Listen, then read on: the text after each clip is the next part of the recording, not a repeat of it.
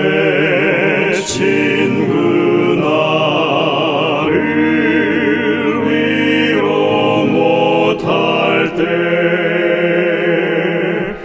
내 도움 되신 주여 계소서.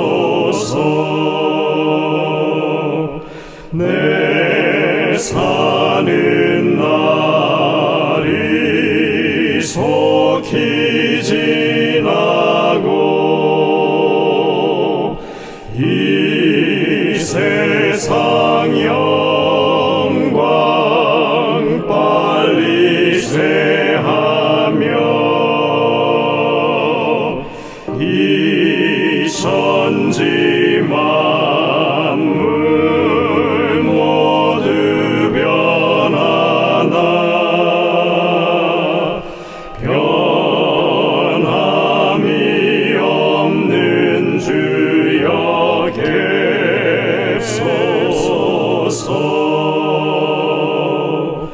주 홀로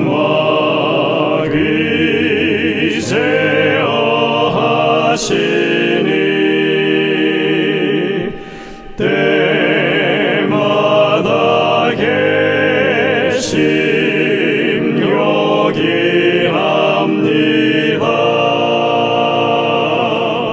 주같이 누가 보하리까.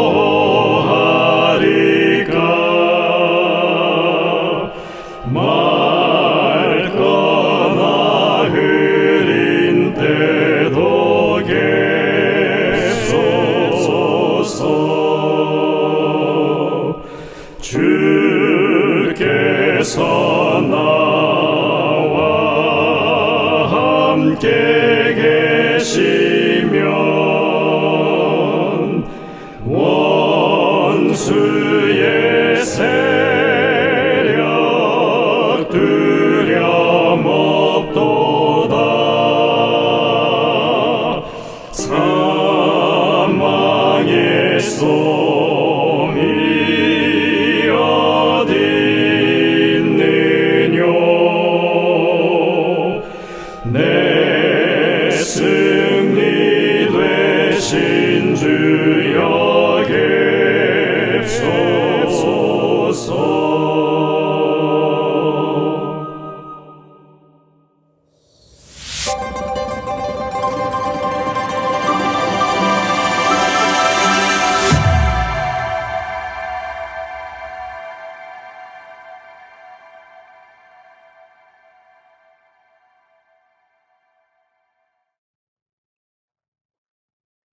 성도 여러분들 안녕하십니까? 행복한 안식일을 시작하는 시간이 되었습니다. 함께 찬미를 부르시면서 예배를 열겠습니다. 처음에 부르실 찬미는 142장 찬미입니다. 우리 주님 십자가에. 예전에 저희들이 새롭게 불렀던 찬미죠. 혼성중창 찬양팀의 찬양 인도로 함께 부르시겠습니다.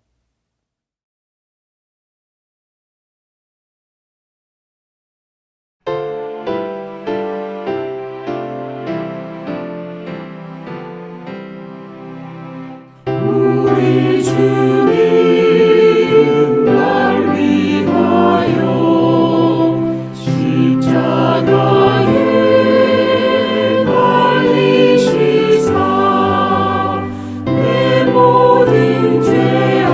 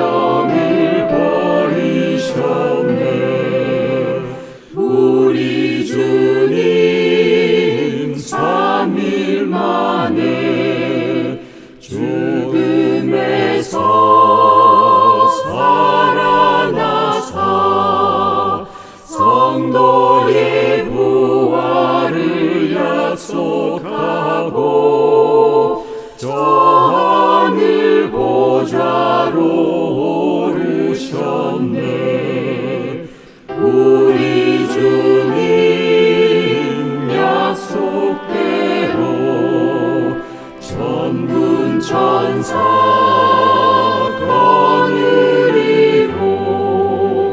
공의로 세상을 심판하러 우주의 왕으로 오시겠네.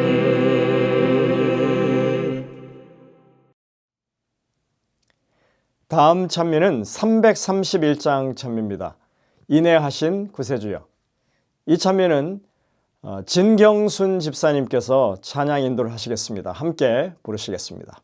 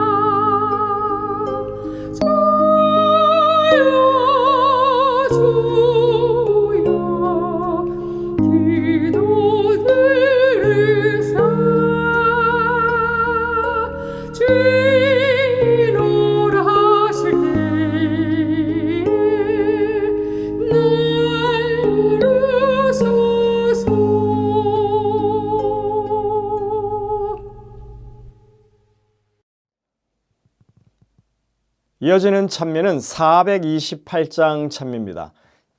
이 찬미 혼성중창 찬양팀의 찬양 인도로 함께 부르시겠습니다. 이 찬미를 부르신 후에 정은주 집사님께서 기도를 인도하시겠습니다.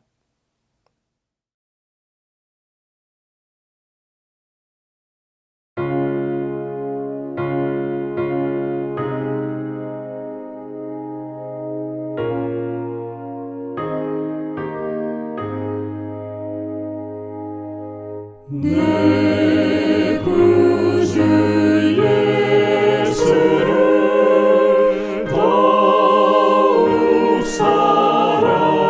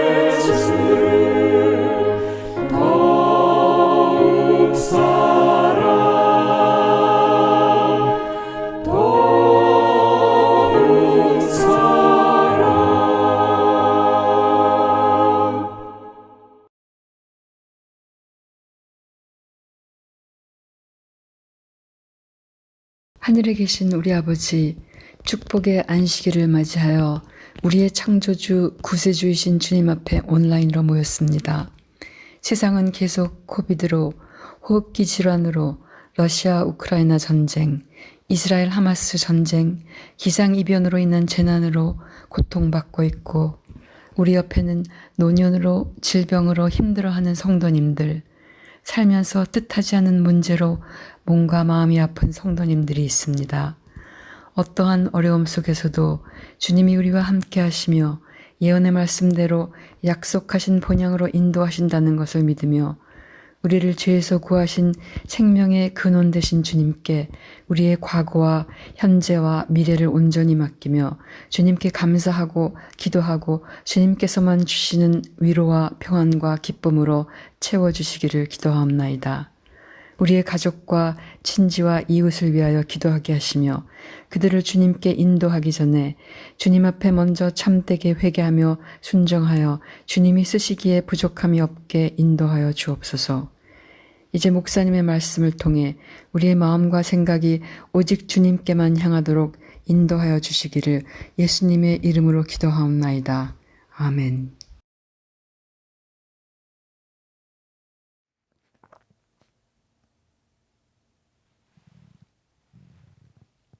성도 여러분들, 한 주간 무더위 가운데 평안하셨습니까? 이 안식일이 행복하고 하나님께서 주시는 평안함이 넘치는 귀한 안식일 되시기를 간절히 축원합니다. 저희들은 지난 3주간 어른 성경학교를 경영해 왔습니다. 흥미롭고 재미있고 그리고 유익한 그런 시간이었다고 생각이 됩니다. 이제 내일 안식일에는 저희들이 손님의 날을 맞아서 여러 손님들을 초청하고 또 귀한 순서를 가지게 됩니다. 특별히 안식일학교 시간에는 저희 교회가 자랑하는 CMC 중창단이 특별한 순서를 쓰게 되겠습니다. 그래서 아름다운 찬양으로 특순을 저희가 운영하게 될 텐데 여러분들 많이 참여하시고 또 은혜를 누리게 되시기를 간절히 바랍니다. 그리고 오후에는 저희들이 지난 여름 어른 성경학교 시간에 참여하면서 이렇게 받았던 티켓을 가지고 이제 상품을 이렇게 바꿔갈 수 있는 달란트 시장이 열립니다. 그래서 여러분들이 아주 생활에 보탬이 되고 또 쓸만한 그런 것들이 많이 제공되어 있으니까 여러분들 오셔서 꼭 그렇게 기회를 얻게 되시기를 바랍니다. 추첨도 합니다. 그래서 좋은 상품들을 여러분들에게 더 덤으로 드릴 수 있는 그런 기회도 있습니다. 그래서 여러분들 내일 안식일에는 다 일찍 오시고 또 달란트 시장까지 아주 즐거운 마음으로 참여하시고 가능하시면 주변에 있는 분들 함께 모시고 오셔서 이 즐거움에 참여해 주시기를 간절히 바랍니다. 오늘 저녁 예배에는 덴버 교회를 섬기시는 주기택 목사님께서 말씀을 주시겠습니다. 이제 준비된 특창을 들으신 이후에 말씀을 듣도록 하겠습니다. 은혜가 넘치는 귀한 시간 되시기를 간절히 바랍니다.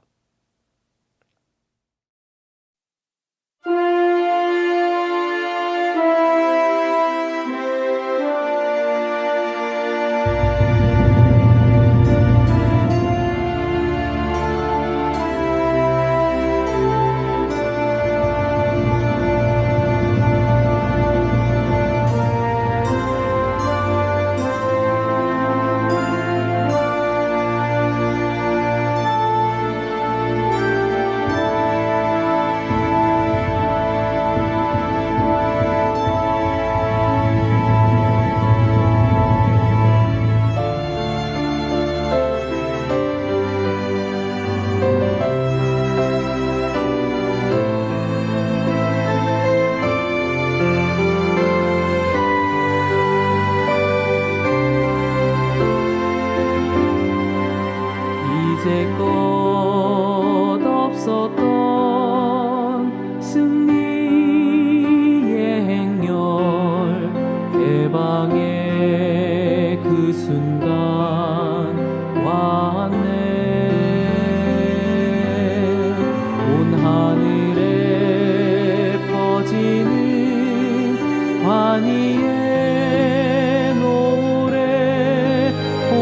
호산나 그는 왕 메시아 감당과 종려가지기 위로 날 위해 앉으신 예수 그러나 그 길 갈바리 십자가 고난의 그곳 보라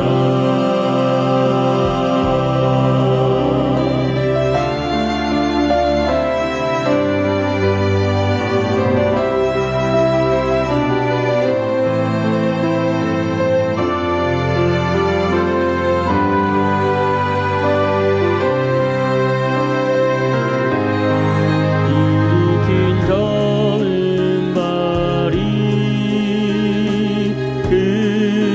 그분의 자비 속에 그 이름 높이고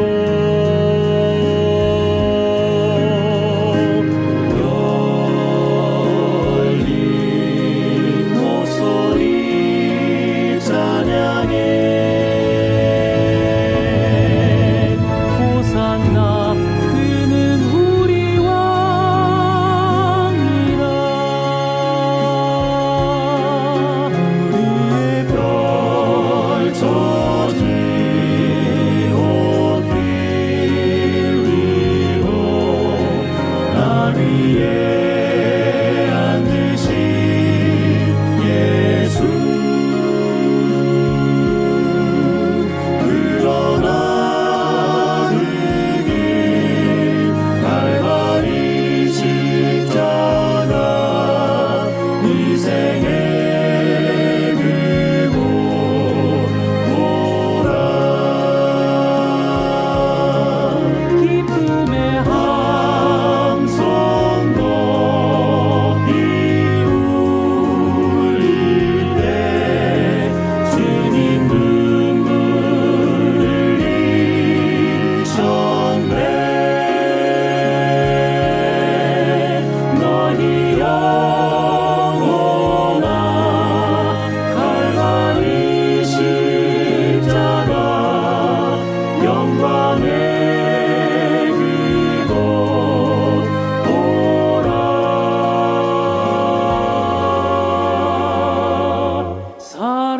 사랑의 주님 보라.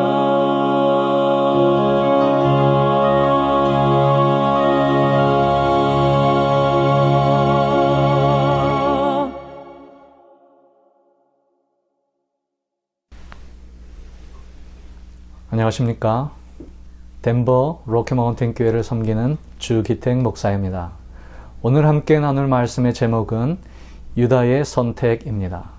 먼저 하나님의 말씀 마태복음 27장 1절부터 9절에 있는 말씀입니다.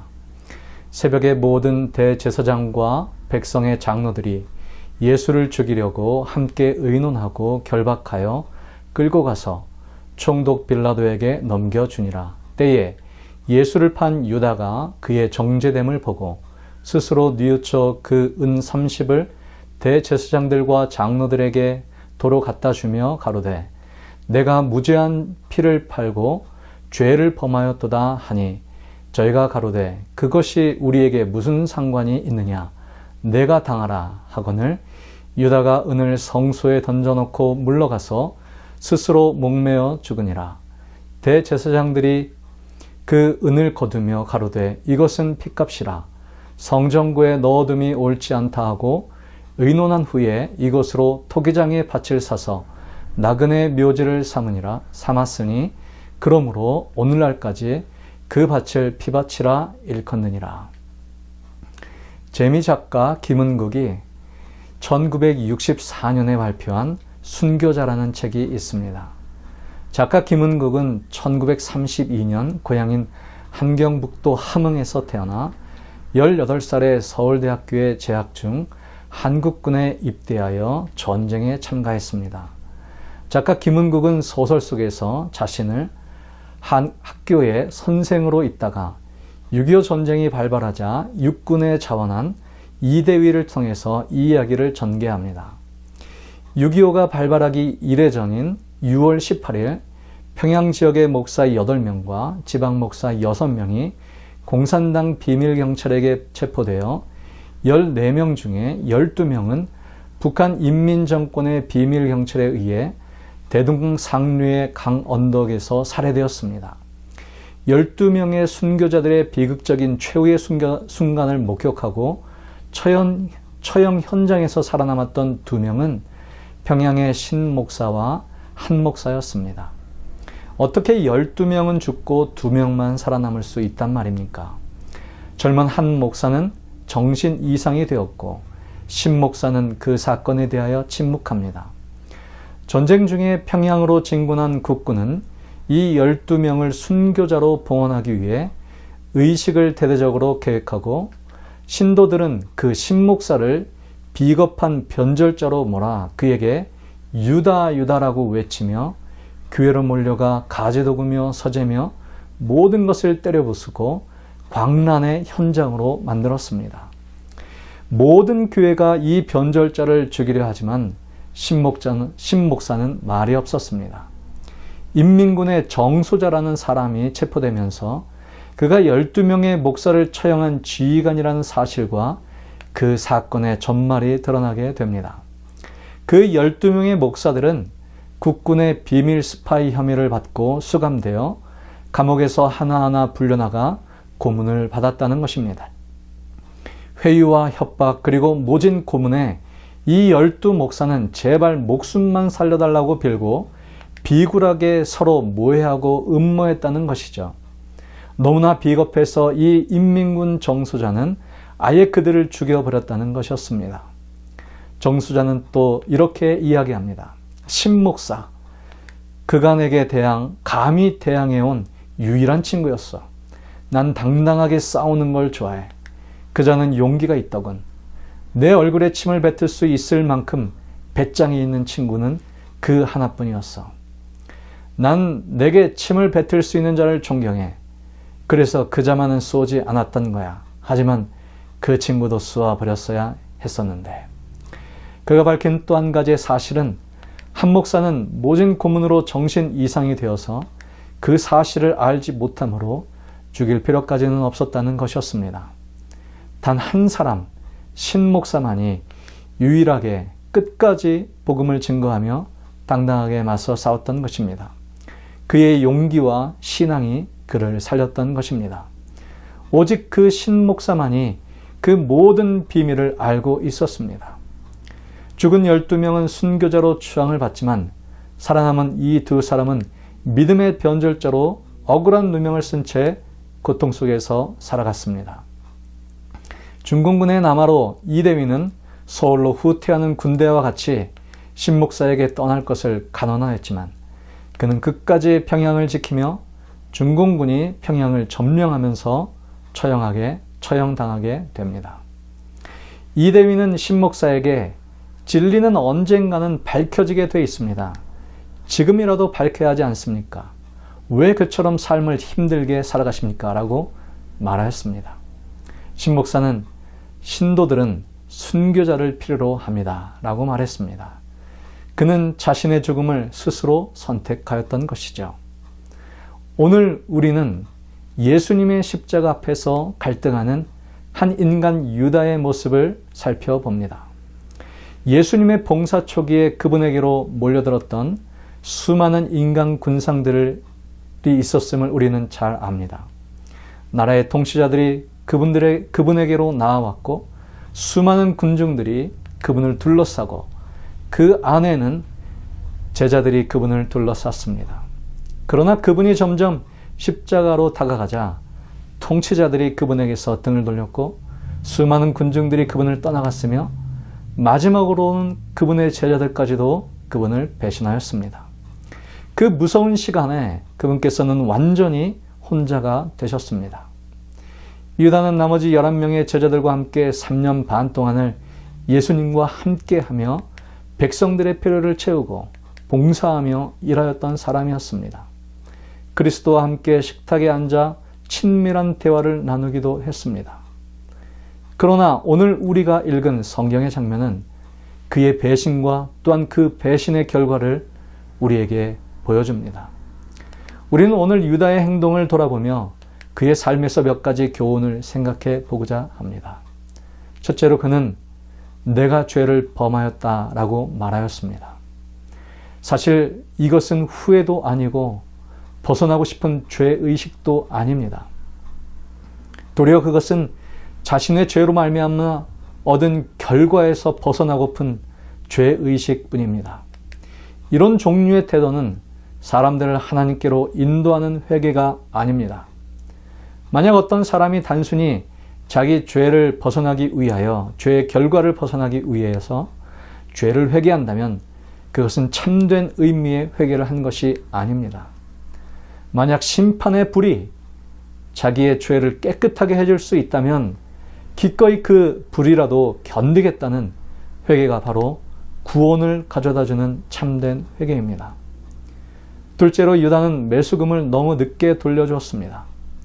제사장들이 총독의 궁정으로 향하고 있을 때 갑자기 유다가 그들을 가로막고 내가 무죄한 피를 팔고 죄를 범하였다라고 소리쳤습니다.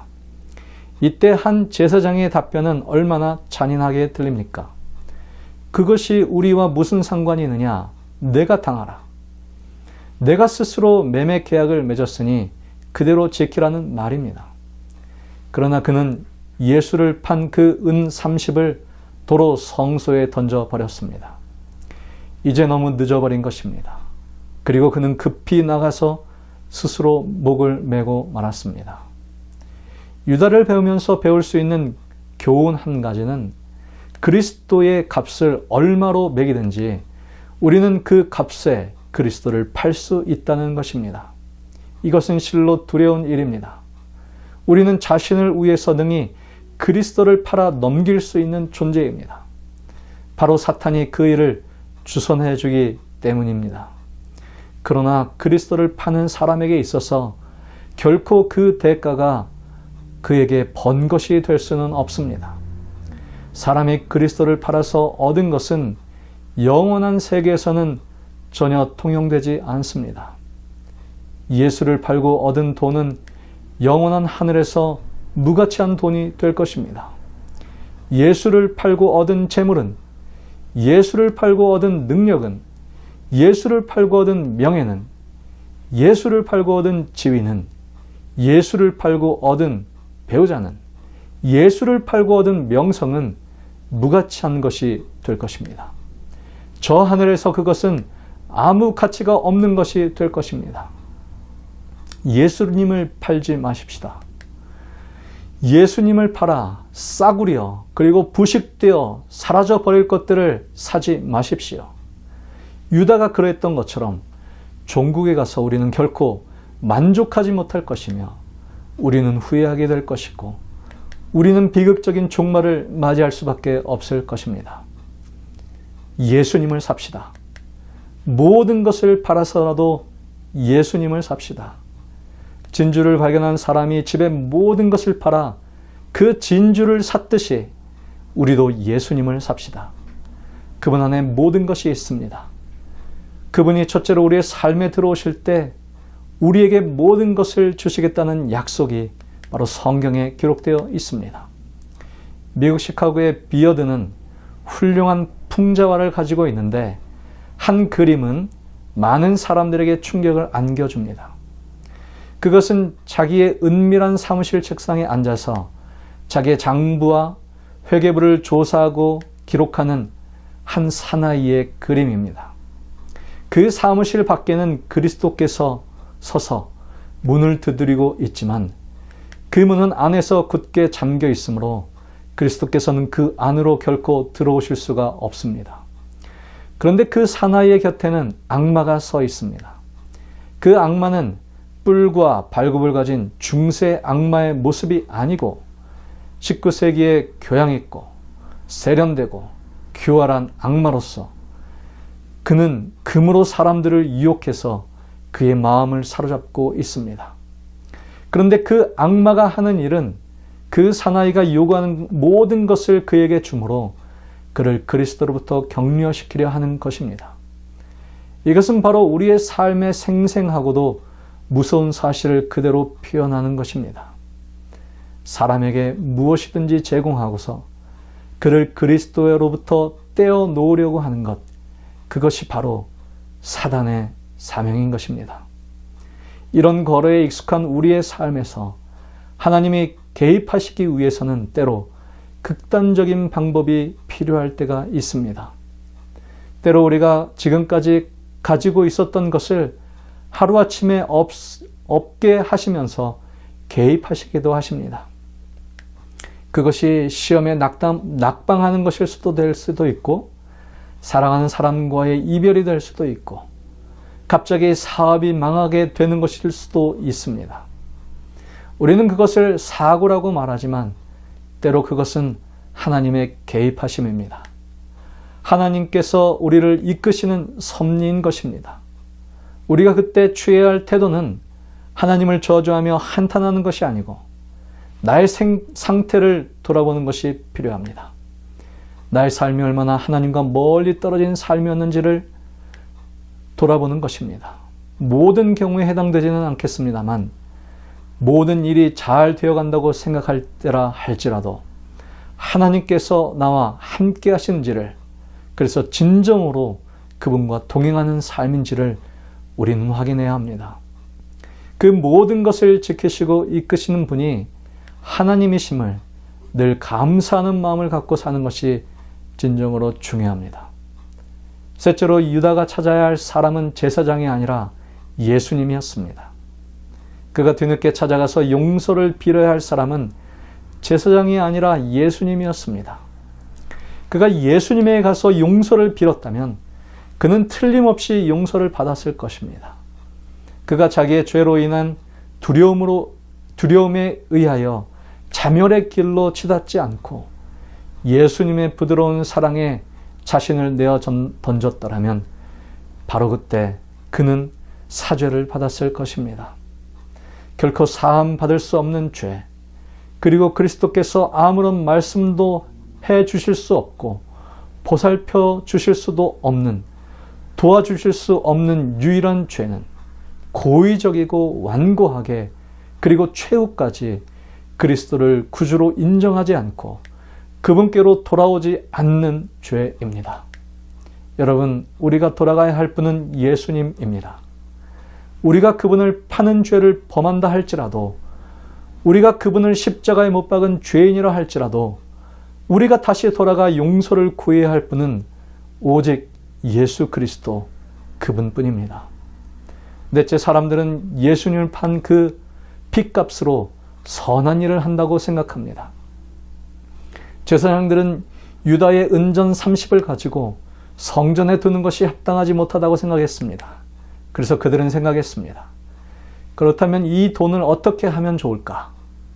성소에 던져진 이 돈을 자선 사업에 사용함으로써 그 돈을 정결케 하도록 하자. 토기장에 밭을 싸서 그것을 나그네 매장지로 삼자. 오늘날 많은 사람들도 그들의 범죄에 피 묻은 돈을 정결케 하기 위하여 그것을 자선 사업에 사용합니다. 그러나 그것은 아이러니입니다. 제사장들이 그 진상을 감추고자 했음에도 불구하고 사람들은 그것을 얼마나 정확하게 명명하고 있습니까? 제사장들은 나그네를 묻을 장소라고 불렀습니다. 그러나 사람들은 그곳을 피밭이라고 불렀던 것입니다. 예수님을 팔아서 선한 일을 한다고 생각하지 마십시오. 부정직하게 얻은 재물로 예수님을 위해서 사용한다고 생각하지 마십시오. 사람들은 그것을 핏값이라고 부를 것입니다. 하나님은 그 돈을 받지 않으실 것입니다. 하나님께서 원하시는 것은 우리의 진실한 마음, 그분을 예배하고 순종하고 겸손한 마음으로 그분을 따르는 마음입니다.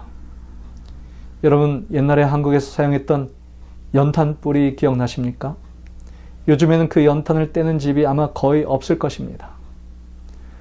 우리가 그 경험을 촉해보면 새 연탄에 불을 붙이려면 먼저 불이 붙은 연탄이 아래로 내려가야 합니다. 아래로 내려 묻혀서 새로 위에 올라온 연탄에 불을 붙여야 하는 것입니다. 그런데 그때 만약 반쯤 타다 식어버린 연탄은 아래에 넣게 되면 참으로 안타까운 일이 벌어집니다. 아래만 타다 꺼져버린 그 연탄 위에는 새 연탄을 아무리 올려 놓아 보아도 불이 붙지 않기 때문입니다. 반쯤 타다 식어버린 연탄만큼 아깝고 추한 생은 없습니다. 그것은 새로운 생명을 탄생시킬 수 없기 때문입니다. 연탄재 함부로 발로 차지 말라. 너는 누구에게 한 번이라도 따뜻한 사람이었느냐? 시인 안도현의 글입니다.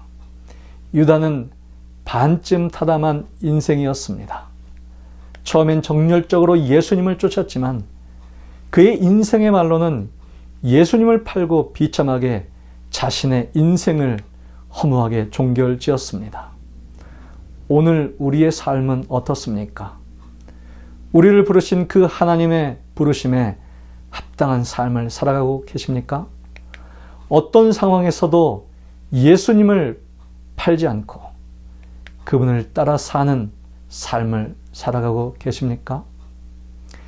유다의 생애의 기록은 하나님께 인정을 받을 수 있었던 사람의 생애가 슬픈 종말을 구하게 된 것을 보여준다. 만일 유다가 예루살렘으로 가는 마지막 여행 전에 죽었더라면 그는 12제자 중에 한 자리를 차지할 만큼 한 사람으로 여겨졌을 것이며 그의 죽음을 아쉬워했을 것이다. 그러나 이러한 그의 성격이 세상에 공개된 것은 유다처럼 신성한 직분을 배반할 모든 자들에게 일종의 경고가 되도록 하시기 위함이었다. 시대의 소망 716페이지에 있는 말씀입니다. 우리가 가진 믿음 변치 않고 이 마지막 시대를 주님과 동행함으로 하늘에 다 들어가시는 믿음의 가족들 다 되시길 바라며 말씀을 드리겠습니다. 기도하겠습니다. 거룩하신 하나님 아버지, 우리를 불러주셔서 감사합니다. 그 부르심에 소명을 다하며 우리의 인생이 맞춰지는 그 시간까지 하나님께 충성하며 하나님과 동행하며 우리에게 맡겨진 제자의 삶을 끝까지 살아갈 수 있는 우리 모두 되게 하여 주옵소서. 반쯤 타다만 연탄이 되지 않도록 도와주시고 반쯤 헌신하고 반쯤 세상에 발을 담그며 살아가는 불쌍한 인생들 되지 않도록 도와주옵소서. 예수님의 이름으로 간절히 기도합니다. 아멘.